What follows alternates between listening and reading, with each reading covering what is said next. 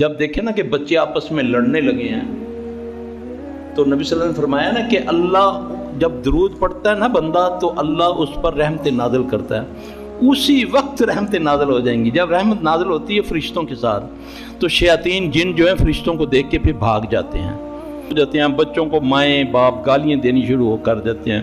آپ اس وقت اللہ سے مدد مانگنی شروع کر دیں، چاہے ایک بار سورہ فاتحہ پڑھ لیں، یہ جنون کو ختم کرتی ہے۔ آپ دیکھیں کہ بچے نہیں صحیح ہو رہے، آپس میں جھگڑا کرتے ہیں، درود شریف سورہ فاتحہ پڑھنا شروع کریں، اسی وقت آپ کے گھر میں امن ہو جائے گا۔ کر کے دیکھ لیں۔ ہم الٹی سیدھی باتیں شروع کر دیتے ہیں، بچوں کو گالیاں، بیوی کو گالیاں، اور زیادہ شور۔ اب گلاس ٹوٹنے والا ٹوٹ گیا، بچے کو بھی مارا، بیوی کو بھی مارا، ہیں جی ان گلاس جڑ جائے گا، اس پر انا للہ پڑھ لو، ہیں جی تو انشاءاللہ اللہ اور دے دے گا۔ تو اس طرح ہوتے ہیں گھروں میں یا امن۔ تویز رکھنے سے امن نہیں، تویز اللہ نے دیے ہوئے ہیں، کتنے گھروں میں قرآن ہے نا، اس سے بڑا کوئی تویز ہے جی؟ 10 قرآن ہے ہر گھر میں۔